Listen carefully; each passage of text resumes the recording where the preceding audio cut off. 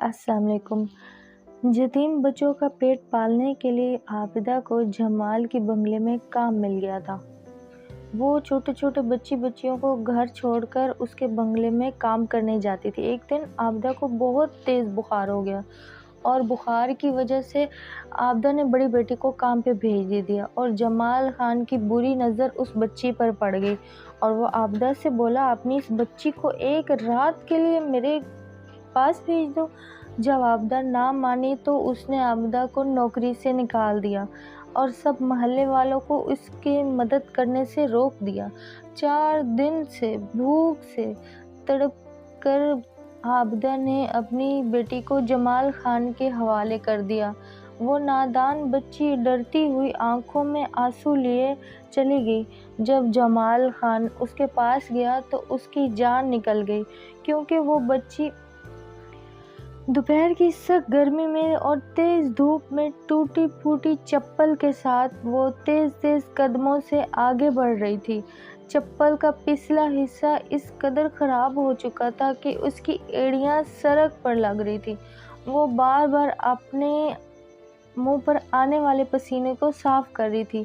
جب چل کر وہ تھک گئی تو ایک نظر آسمان پر ڈالی، جہاں پر سورج برے آب و تاب سے کھڑا تھا۔ پیاس سے اس کا گلا خشک ہو گیا تھا، لیکن بچوں کی بھوک کی فکر ستائے جا رہی تھی۔ عابدہ اپنے بچوں کو بڑی بیٹی کے سپرد کر کے گھر سے کام کے سلسلے میں نکلی تھی۔ بستی کے پچھلی طرف ایک باؤنڈری لائن تھی، جہاں سے بہت اچھی اور مہنگی سوسائٹی تھی۔ وہاں رہنے والے سبھی امیر ترین لوگ۔ اسی لیے عابدہ نے سوچا کہ اگر اسے وہاں کسی بنگلے میں ملازمت مل گئی تو اس کی روزی روٹی کا سلسلہ بھی چل جائے گا۔ لیکن مسلسل 4 دن سے وہ وہاں بنگلے والوں سے منت سماجت کر رہی تھی کہ خدا کے لیے مجھے نوکری پر رکھ دو، لیکن کوئی بھی اسے نوکری پر رکھنے کے لیے تیار نہ تھا۔ 3-4 دن ہو گئے تھے، بچوں نے پیٹ بھر کے کھانا ہی نہیں کھایا تھا۔ روزانہ وہ چولہے پر پتیلی میں پانی گرم کر کے رکھ کر بہلاتی رہتی اور بچے سو جاتے۔ کبھی کسی پڑوسن سے ادھار آٹا لے کر بچوں کو چند روٹی کھلا دیتی۔ جب اس کے شوہر اسلم کا انتقال ہوا تھا، اس کے گھر تو فاقوں کی نوبت آ گئی تھی۔ اسلم ایک ملازمت کرتا تھا، وہ مہینے کی اچھا خاصا کما لیتا تھا۔ اس کے 3 بچے تھے، سب سے بڑی بچی 12 سال کی اور سب سے چھوٹا بچہ 3 سال کا تھا۔ جہاں اسلم نوکری کرتا تھا وہاں چور آ گئے تھے۔ اسلم مزدوری کرتا تھا، اس لیے چور اور پولیس کی آپس کی لڑائی میں اسلم کے سینے پر گولی لگ گئی اور وہ موقع پر ہی جاں بحق ہو چکا تھا۔ حکومت نے بس اسلم کی تکبیر کے لیے چند پیسے دیے اور چند نوٹ عابدہ کے ہاتھ میں رکھ کے دوبارہ پلٹ کر پوچھا ہی نہیں، جس شخص نے ان کی جان بچائی ہے، اپنی جان کا نذرانہ پیش کیا، اس کے بچے کیسے بھوک کے مارے سسک رہے تھے۔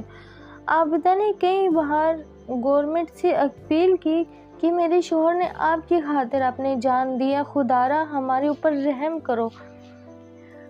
کوئی مالی امداد نہیں کر سکتے تو مجھے نوکری پر ہی رکھ لو۔ لیکن پولیس نے دھتکار دیا تو وہ روتے بلکتے واپس آ گئی تھی اور اسی دوران اسے نئی سوسائٹی کے بنگلوں میں رہنے والے لوگوں کی منتیں سماجت کر رہی تھی کہ خدا کے لیے اسے نوکری پر رکھ لو، اس کے بچے بھوکے مر جائیں گے۔ ابھی ایک بیگم صاحبہ نے اسے روتے دھوتے دیکھا تو اپنے چوکیدار کو کہنے لگی کہ اس عورت کو دھکے مار کے باہر نکال دو۔ اس چوکیدار نے عابدہ کو بازو سے پکڑا اور دھکے مار کے بنگلے سے باہر نکال دیا۔ عین اسی وقت جمال خان کی گاڑی اپنے بنگلے سے باہر نکل رہی تھی جب عابدہ اس کی گاڑی کے ساتھ ٹکرا گئی۔ گاڑی کے ساتھ ٹکراتے ہی وہ زمین پر جا گری اور سڑک سے اس کے چہرے پر چوٹیں لگ گئی تھی، سر سے خون بہنے لگا تھا۔ جمال خان خود گاڑی سے نیچے اترا اور عابدہ کو دیکھ کر ڈانٹنے لگا کہ تم دیکھ کر نہیں چل سکتی، خدا کا شکر کرو کہ تمہاری جان بچ گئی ہے۔ इतने में उसने 500 का नोट निकाला और उसके हाथ में रख दिया और कहा कि मरहम पट्टी करवा दो। लेकिन आबिदा तो रो रही थी। उसने आंसू साफ करते हुए कहा, खुदा के लिए मुझे अपने घर में नौकर ही रख दो। मेरा शोहर मर चुका है और मेरे घर में कमाने वाला कोई नहीं है। मेरे बच्चे भूखे मर जाएंगे। जमाल खान ने अपना सिंगार मुंह से निकाला और धुआं उसके मुंह के ऊपर उड़ाते हुए एक नज़र उसके सर से पैर तक डाली। गहरी सांवली रंगत भरे जिस्म की औरत उससे नापसंदीदा नज़रों से देखा और फिर चौकीदार से कहने लगा, इस औरत को घर के काम पर सफाई के लिए रख दो। ये सुनना था कि आबिदा ने खुशी से उसका शुक्रिया अदा किया। वो कहने लगा, बस अच्छा ठीक है। उसने बटुए में से 1000 का नोट और निकाला और कहने लगा, ये अपने घर ले जाओ, थोड़ा बहुत अपने घर राशन डालो, तनख्वाह मैं तुम्हें महीने के एंड में दूंगा। लेकिन मेरी एक शर्त है कि मुझे छुट्टी नहीं चाहिए। मैं तुम्हें एक दिन के लिए भी छुट्टी नहीं दूंगा। अगर तुमने छुट्टी की तो समझना कि अगले रोज़ तुम्हारी नौकरी गई। आबिदा फ़ौरन से मान गई। फिर चौकीदार से कहा कि घर में कुछ बासी खाना है तो इसको दे देना। ये कहकर वो अपनी गाड़ी में बैठकर चला गया। चौकीदार ने उसे बंगले के अंदर बुलाया। पहले तो उसे कहा कि बीबी अपनी मरहम पट्टी करो और फिर मैं तुम्हें काम देता हूँ। तुम्हारी किस्मत अच्छी है कि आज ही मुलाजमत छुट्टी करके गई है और साहब ने उसकी पक्की छुट्टी कर दी और तुम्हें रख लिया है। मेरा साहब काम में कोताही बिल्कुल भी नहीं करता, चौकीदार ने उसे सख्त लहजे में कहा था। आबिदा ने दुपट्टे के कोने से थोड़ा सा दुपट्टा फाड़ा और अपने सर पर बांध लिया। चौकीदार उसे काम समझाकर दोबारा से अपनी नौकरी पर चला गया। जमाल शायद अकेला ही रहता था, क्योंकि ना तो उसके घर में कोई बीवी थी और ना ही उसके कोई बच्चे थे। सिर्फ मुलाजमीन थे और किचन में एक बावर्ची था। आबिदा ने सफाई अच्छी तरह की थी ताकि उसका काम पसंद आ जाए। दोपहर से शाम हो गई थी, वो थकन से चूर हो गई थी। चौकीदार ने उसे बासी सालन भी डाल दिया, जिससे वो खुशी से अपने घर ले गई। 4 दिन के बाद बच्चों ने पेट भर के खाना खाया था, जिसे वो बासी सालन समझ रही थी। वो खराब सालन नहीं थे बल्कि ठीक थे। सब के सब मुर्ग थे और गोश्त पर मुश्तमिल थे। उसके आंसू टिप टिप बह रहे थे। बच्चे बड़ी इगलत से एक के एक बाद निवाला अपने मुंह में ले रहे थे और 3 साल का उज़ैफ़ा तो बोटियां चुन चुन कर अपने मुंह में डाल रहा था। माँ से कहने लगा, अम्मा आज तो बड़े मज़े का खाना लाई हो। कहाँ से लाई हो? कहने लगी, अल्लाह के बंदे ने दिया है, पेट भर के खाना खाओ। बेटा, जब तक बच्चों ने फुल पेट भरकर खाना नहीं खाया, आबिदा ने एक नवाला भी अपने हल्क से नीचे नहीं उतारा था। उसकी कोशिश थी कि बच्चे पहले पेट भर के खाना खाएं। जब बच जाएगा तो वो खुद खाएगी। जब बचा हुआ खाना वो खाने लगी तो बड़ी बेटी ने गिलास का पानी उसके पास रखा। कहने लगी, अम्मा शुक्र है अल्लाह के कि उसने हमारी सुन ली। अगले रोज़ आबिदा काम पर गई तो उसे काम का असल अंदाज़ा हुआ था। बहुत बड़ा बंगला था, ऊपर नीचे दोनों पोर्शन पर काम करते करते उसे मगरिब हो जाती थी। जिस्म थकन से चूर हो जाता था। आबिदा एक सांवली रंगत की औरत थी, लेकिन उसकी बड़ी बेटी नूरी बेहद खूबसूरत थी। 12 साल की बच्ची थी और रंगत भी सफ़ेद थी, और हालांकि बाकी बच्चों की रंगत तो अपने बच्चों जैसी थी, नूरी तो फटे पुराने कपड़ों में भी शहजादी लगती थी। 2 महीने हो गए आबिदा को वहाँ काम करते हुए। इस कदर ज़्यादा काम था, अब वो थकने लगी थी। हल्का हल्का बुखार उसे होने लगा था। हालांकि उसे तनख्वाह बहुत अच्छी मिल रही थी कि एक महीना किसी किस्म की कोई तंगी नहीं होती थी। बचा हुआ खाना भी उसे मिल जाता था। आबिदा की तो सेहत बिगड़ने लगी थी। एक दिन शिद्दत से बुखार चढ़ा तो बुखार की वजह से वो कांप रही थी, लेकिन छुट्टी का मतलब वो अच्छे से जानती थी कि नौकरी ही छूट जाएगी। इसलिए नूरी से कहने लगी कि आज जमाल खान के यहाँ अगर तुम चली जाओ तो अच्छा रहेगा। अगर एक दिन भी मैंने काम नहीं किया तो मेरी नौकरी ही छुड़वा देगा। नूरी अपनी माँ की बात समझ गई। माँ को दवाई देकर वो खाना बनाकर घर से चली गई। जब वो काम पे गई तो इत्तेफाक से जमाल भी उस दिन घर ही था। क्योंकि आज छुट्टी का दिन था इसलिए अपना गाउन पहने वो लॉन्ज में ही बैठा था। नूरी वैसे तो 12 साल की थी, कद काद की लंबी थी, खूबसूरत तो बहुत थी। जमाल खान ने जब उसे देखा तो कुछ पल तो वो अपनी आंखें झपकना ही भूल गया था। अपने मुलाजिम से कहने लगा कि ये लड़की कौन है। वो कहने लगा आबदा की बेटी है, आबदा को आज बुखार है इसीलिए उसके बदले काम करने के लिए आई है। जमाल खान की तो आंखें फटी की फटी रह गई। नूरी को देखकर वो तो अपने होशो हवास से ही निकल चुका था। जमाल खान की नज़रें तो नूरी का तवाफ ही करने लगी। जिस बेबाकी से वो उसे देख रहा था नूरी मुसलसल उलझन का शिकार थी। बार बार अपना दुपट्टा सीधा करती, कभी सर पर लेती, कभी जमाल खान की तरफ देखती, फिर नज़रें झुका लेती। लेकिन जमाल खान की नज़रें तो मुसलसल नूरी पर ही टिकी थी। एक तो वो 12 साल की बच्ची थी, ऊपर से काम का बोझ भी उसके ऊपर ज़्यादा था। काम करते करते उसे मगरिब हो गई थी। बाहर अंधेरा छा गया तो वो जाने लगी। जमाल खान कहने लगा मेरे कमरे की दोबारा सफाई करो। तो वो कहने लगी साहब जी मुझे बहुत देर हो चुकी है, अंधेरा भी हो गया, अकेले घर जाना है, मैं दोबारा कल आकर सफाई कर जाऊंगी। वो कहने लगा कि मुझे ना सुनने की आदत नहीं है, लड़की तुम्हें कहा ना कि मेरी कमरे की सफाई करो। मजबूरन नूरी उसके कमरे में जाना पड़ा। नूरी के होश तो उस वक्त उड़े थे जब जमाल खान खुद भी कमरे के अंदर आ गया था।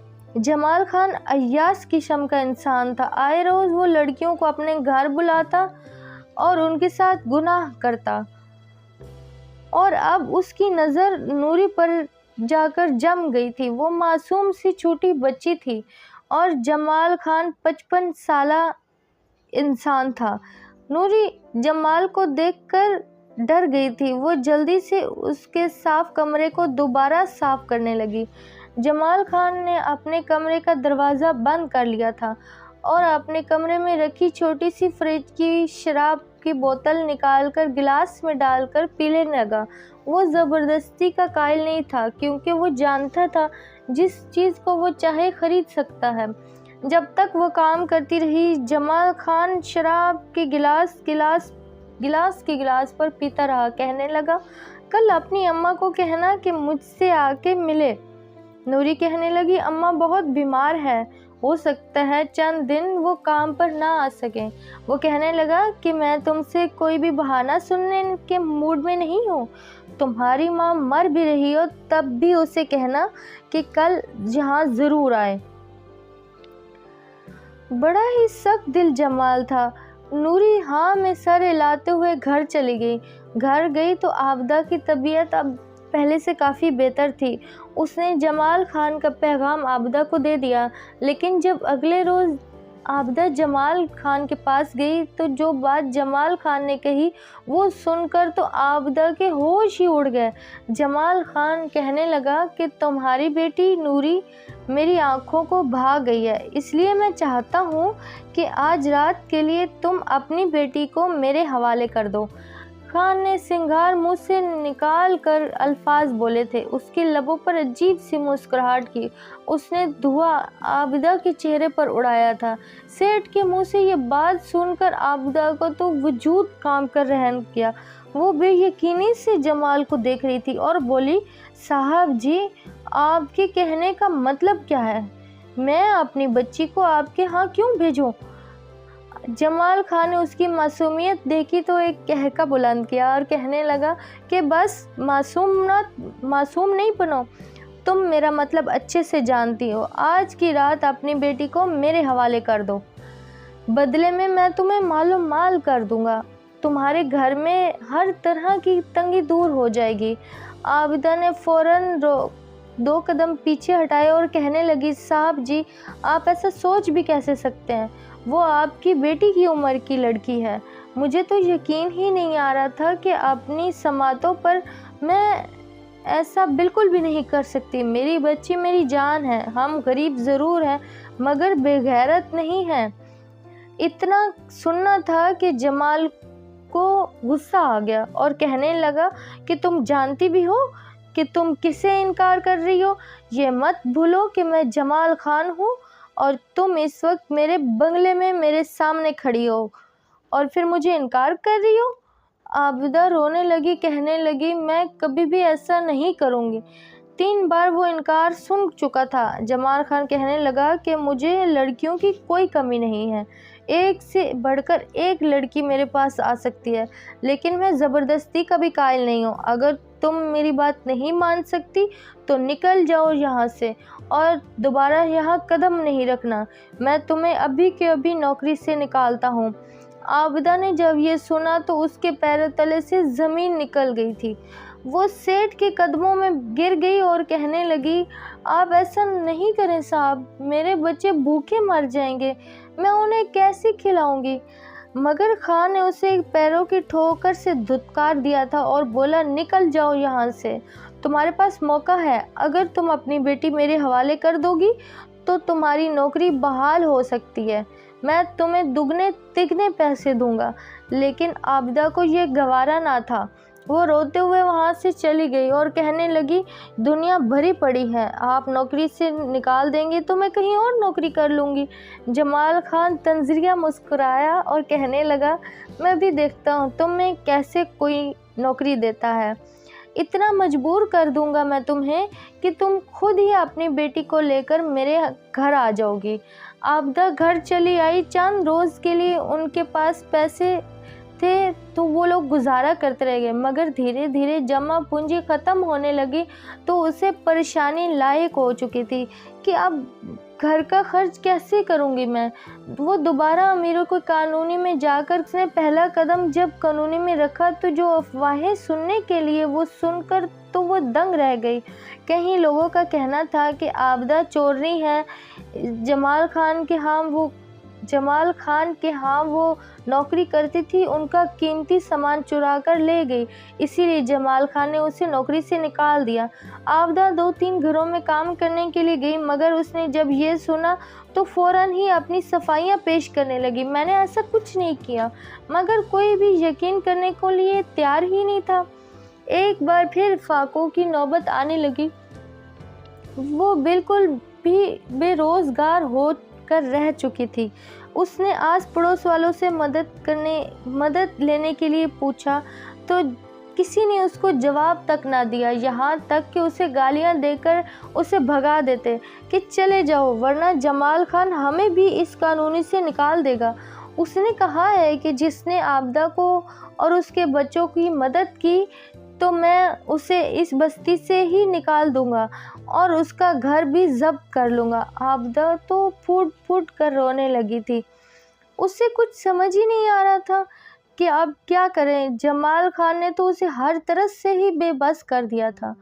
باقی دونوں بچے تو چھوٹے تھے مگر نوری بہت سمجھدار تھی، ماں کو گھٹ گھٹ روتا دیکھتی تو بہت پریشان ہو جاتی، کہنے لگی آخر کیا بات ہے کہ گاؤں والے سبھی ہم سے دور کیوں ہو گئے ہیں، بستی والوں کے دل میں ہمارے لیے نرمی کیوں نہیں ہے؟ پہلے تو پھر بھی تھوڑا بہت آٹا دے دیتے تھے، اب تو ہمیں دیکھ کر ہی لوگ دروازے بند کر دیتے ہیں۔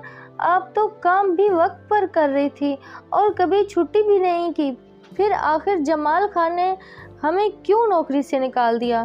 بیچاری عابدہ اپنی بیٹی کو کیا بتاتی کہ جمال خان نے ہمیں کیوں نوکری سے نکالا ہے؟ عابدہ اب اپنی بیٹی کو کیا بتاتی کہ جمال خان جیسا شخص اس کی بیٹی کی عزت کو روندنا چاہتا ہے؟ پہلے تو وہ کچھ نہ بولی، 3 دن یوں ہی گزر گیا، اس کے دونوں بچے بھوک سے بے ہوشی کی حالت میں جا چکے تھے، پانی پی پی کر تو انہیں اب کیا آنے لگی تھی، کسی چیز کا ان پر اثر نہیں ہو رہا تھا۔ ڈاکٹر کے پاس جانے کے لیے عابدہ کے پاس پیسے ہی نہیں تھے۔ نوری عابدہ سے کہنے لگی ماں آپ مجھے سچ کیوں نہیں بتاتی، پلیز آپ مجھے سچ بتا دیں۔ تو عابدہ نے نوری کے سامنے ہتھیار ڈال دیے، وہ انہیں کہنے لگی کہ جمال خان عیاش قسم کا مرد ہے۔ اس نے جب سے تمہیں دیکھا ہے اب وہ کہتا ہے کہ وہ تمہیں اس کے پاس ایک رات کے لیے بھیج دوں اور اس کے بدلے وہ ہمیں ڈھیر سارے پیسے دے گا اور ہر مہینے کی تنخواہ بھی ڈبل کر دے گا۔ نوری نے جب یہ سنا تو اس کا چہرہ سرخ ہونے لگا۔ وہ بے یقینی سے اپنی امی کو ہی دیکھ رہی تھی۔ اس کی آنکھوں میں آنسو تھے۔ ساری رات یوں ہی دیوار سے ٹیک لگائے بیٹھی رہی۔ صبح ہوئی تو ماں سے کہنے لگی، کوئی بات نہیں ماں، آپ مجھے وہاں بھیج دو۔ اگر ایسے کرنے کے بعد میرے بہن بھائیوں کو کھانا ملے گا اور ان کو زندگی مل سکتی ہے تو میں اپنی عزت داؤ پہ لگانے کے لیے تیار ہوں۔ عابدہ نے جب یہ سنا تو بیٹی کو سینے سے لگا کر پھٹ پھٹ کر رونے لگی۔ اس وقت اس کے تمام تر احساسات ختم ہو چکے تھے، صرف بھوک تھی جو انہیں پل پل تڑپا رہی تھی۔ دل پر پتھر رکھ کر مجبوراً عابدہ نے اپنی بیٹی کو ساتھ لے کر جمال خان کے ہاں جانے لگی۔ اس کی آنکھوں میں آنسو بہہ رہے تھے۔ بھاری قدموں کے ساتھ گویا پتھر بن کر وہ اپنے قدموں کو بڑھائے جمال خان کے ہاں جانے لگی۔ سیٹ کر دروازے پر پہنچی تو چوکیدار دونوں ماں بیٹی کو دیکھ کر حیران رہ گئے۔ چوکیدار نے فوراً جمال خان کو فون کر کے بتایا تو جمال خان آدھے گھنٹے بعد اپنی بڑی سی گاڑی میں وہاں تک آ گیا۔ دونوں ماں بیٹی گیٹ پر ہی کھڑی تھی۔ انہیں دیکھ کر جمال خان کے چہرے پر ایک بے غیرتوں والی شیطانی مسکراہٹ پھیلی تھی اور وہ انہیں گھر کے اندر لے گیا۔ گھر بالکل خالی تھا، صرف وہ ماں بیٹی اور جمال خان موجود تھا۔ جمال خان کہکے لگا کر ہنسنے لگا، گویا دونوں ماں باپ کی بے بسی دیکھ کر مذاق اڑانے لگا۔ نوری تو خوف سے اپنے ماں کا بازو پکڑ کر رونے لگی۔ وہ تو سیٹ کو دیکھ کر سہم چکی تھی۔ جا کے عابدہ اپنا خشک حلق تر کر رہی تھی، اس کی آنکھوں میں آنسو تھے۔ اس نے اپنی بیٹی کا بازو چھڑوایا اور جمال خان کی جانب بڑھی اور کہنے لگی کہ یہ مت سمجھنا صاحب کہ میں اپنی مرضی اور خوشی سے یہاں لے کر آئی ہوں۔ یہ بات یاد رکھنا کہ تم نے میری بیٹی کی نہ صرف عزت کے ساتھ کھلواڑ کیا بلکہ میری بے بسی پر بھی حاوی ہو کر مجھے اس مقام پر لائے ہو۔ میری دکھتی رگ پر ہاتھ رکھا ہے تم نے، اور میں مجبور ماں اپنے بچوں کی بھوک پیاس کے لیے اپنی بچی کو یہاں لے آئی ہوں۔ اب سیٹ نے سرسری بات سنی اور ہاتھ کے اشارے کو عابدہ سے وہاں سے جانے کے لیے کہا۔ عابدہ وہاں سے روتے ہوئے چلی گئی۔ سیٹ کہنے لگا، کل آ کر اپنی بیٹی کو لے جانا۔ عابدہ روتے ہوئے وہاں سے چلی گئی، جبکہ نوری سسکتے ہوئے اپنے ماں کا چہرہ دیکھ کر رونے لگی۔ اس کا جی چاہ رہا تھا کہ وہ یہاں سے بھاگ جائے، مگر وہ ایسا نہیں کر سکتی تھی۔ اب تو وہ جمال خان کی گرفت میں تھی۔ جو ہی عابدہ گھر سے باہر نکلی تو نوری خوف سے کانپنے لگی۔ جمال خان نے اسے ڈرا سا دیکھا تو گہرا سانس خارج کر کے کہنے لگا، اب میری شکل کیا دیکھ رہی ہو؟ جلدی سے گھر کا سارا کام کرو اور پھر میرے کمرے میں آ جاؤ۔ مجھے گھر میں ایک ذرا سی بھی مٹی نظر نہیں آنی چاہیے۔ نوری سہم چکی تھی، فوراً پورے گھر کا کام کرنے لگی۔ وہ جھاڑو پوچھا دے رہی تھی اور ساتھ ہی ساتھ دل میں یہ دعا کر رہی تھی کہ خدا اس کی مدد کرے، اس کی عزت بچ جائے، کچھ ایسا ہو جائے جس سے جمال اس کے قریب بھی نہ آ سکے۔ اب تو خدا ہی اس کی مددگار تھا۔ وہ کام بھی کر رہی تھی اور رو رو کر اللہ تعالیٰ سے مدد کی اپیل کر رہی تھی۔ مغرب کا وقت تھا جب وہ کام نپٹا کر تھکی ہاری بیٹھی تھی۔ اس نے خان کے بند دروازے کو دیکھا مگر ہمت نہ ہو سکی کہ اندر جا پاؤں۔ آخر جمال خان اسی کا تو انتظار کر رہا تھا۔ بہت دیر گزر گئی تو اس نے ہمت کر کے کمرے میں جانے لگی۔ وہ دھیرے دھیرے چلتی ہوئی خان کے کمرے تک پہنچی اور جو ہی دروازہ کھولا تو خان سامنے نیم دراز آنکھیں بوندے بیٹھا تھا۔ شاید وہ آرام کر رہا تھا۔ کب کب آتے ہوئے وجود کے ساتھ آنکھوں میں آنسو لیے نوری اندر گئی۔ خان کے قریب انتہائی گندی شراب کی بدبو آ رہی تھی۔ اسے آبکائیاں آنے لگی تھی۔ سیٹ نشے میں دھت تھا۔ آنکھیں کھول کر نوری کو دیکھا تو مسکرایا اور ہکلاتے ہوئے اٹھ بیٹھا تھا۔ नूरी ने अपना दुपट्टा संभाला था, न जाने कुछ देर के बाद उस पर क्या बीतने वाली थी। उस पर सेठ लड़खड़ाते कदमों से उसकी जानिब बढ़ रहा था, जबकि वो खौफ से रोती पीछे कदम उठा रही थी। वो बुलंद आवाज़ में रोने लगी थी। तभी जमाल खान ने उसे दबोचने की खातिर हाथ आगे बढ़ाया और उसका पैर बेड के कोने से अटका और वो मुंह के बल लड़खड़ा कर फर्श पर गिरा। उसका सर जाकर ड्रेसिंग टेबल के शीशे में लगा था और कांच टूटकर उसके जिस्म में बेहवस होने लगे। ये मंजर देखकर नूरी बहुत खौफ से डर गई, चीखने और चिल्लाने लगी। सेठ जमाल तो फर्श में जा गिरे और मौके पर ही जाँ भाग हो गए। नूरी तो खौफ के मारे वहाँ से भाग निकली। आबदा जाए नमाज पर बैठी झोले फैलाए खुदा से दुआ मांग रही थी कि नूरी को इस हालत में देखकर उसके पास आई। उसे लगा शायद कुछ गलत हो गया हो, लेकिन जब नूरी ने सारी हकीकत बताई तो उसकी जान में जान आई।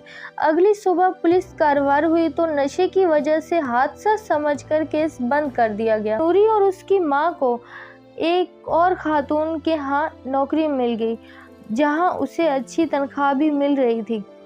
दोस्तों, आप सबको आज की मेरी कहानी कैसे लगी?